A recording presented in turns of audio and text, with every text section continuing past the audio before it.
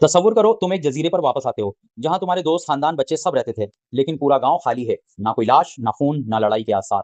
सिर्फ एक लफ्ज दरख्त पर खुदा हुआ मिलता है, क्रॉटवान। और फिर वो पूरी कॉलोनी हमेशा के लिए दुनिया से गायब हो जाती है। आखिर ऐसा क्या हुआ था? क्या उन्हें कत्ल कर दिया गया? क्या वो किसी खुफिया कबीले के हाथ लग गए? या क्या वो जंगल में किसी ऐसी चीज का शिकार हुए जिसे इंसान आज तक नहीं समझ सका?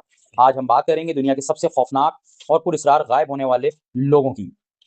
और 1587 का साल था। इंग्लैंड ने फैसला किया कि वो नई दुनिया में अपनी पहली मुस्तकिल कॉलोनी बसाएगा। चंद खानदान, औरतें, बच्चे सब एक खतरनाक समुद्री सफर के बाद अमेरिका के एक जजीरे पर पहुंचे, जिसका नाम था रोनोक आइलैंड। शुरू में सब कुछ नॉर्मल लग रहा था। लोगों ने घर बनाए, जिंदगी शुरू की, लेकिन उन्हें एक बड़ी मुश्किल थी। खुराक कम हो रही थी, वसाइल खत्म हो रहे थे। तब कॉलोनी के लीडर जॉन वाइट वापस इंग्लैंड जाने पर मजबूर हुए, ताकि मदद और सामान ला सकें। लेकिन उन्हें अंदाजा भी नहीं था कि जब वो वापस आएंगे तो पूरी दुनिया की सबसे बड़ी मिस्ट्री उनका इंतजार कर रही होगी। जॉन वाइट इंग्लैंड गए, मगर इसी दौरान इंग्लैंड और स्पेन के दरमियान जंग शुरू हो गई। इसी वजह से वो 3 साल तक वापस नहीं आ सके। 3 साल बाद 1590 में जब उनका जहाज दोबारा रोनोक आइलैंड पहुंचा, तो वहां कुछ अजीब था, बहुत अजीब। पूरा जजीरा खामोश था। ना बच्चों की आवाज, ना आग जल रही थी, ना कोई इंसान, बस खाली घर।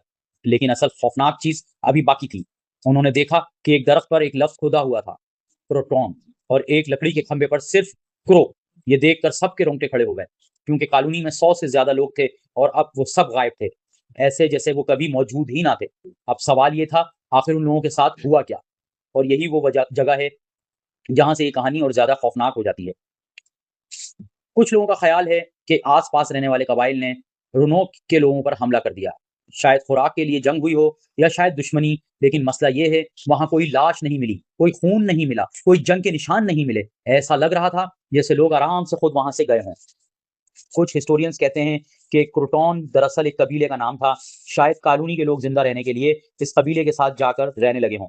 और कुछ पुरानी रिपोर्ट्स में ये दावा भी किया गया कि कई कबाइल के लोगों की आंखें नीली थीं, जो उस वक्त बहुत अजीब बात थी। क्या ये रोनॉक के लोगों की नस्ल थी? कोई यकीन से नहीं जानता। लेकिन कुछ लोग इससे भी ज़्यादा खौफनाक थ्योरीज पर यकीन रखते हैं। इनका कहना है कि जंगलों में कुछ अजीब था, कुछ ऐसा जिसकी वजह से पूरी कॉलोनी गायब हो गई। कुछ लोगों ने स्ट्रेंज लाइट्स की बात की, कुछ ने कर्स्ड लैंड कहा, और कुछ ने तो ये भी दावा किया कि रोनोक जजीरा हॉन्टेड था। सोचो, 100 से ज़्यादा लोग और एक भी इंसान दोबारा कभी नजर ना आए। लेकिन इस पूरी कहानी का सबसे डरावना हिस्सा अभी बाकी है।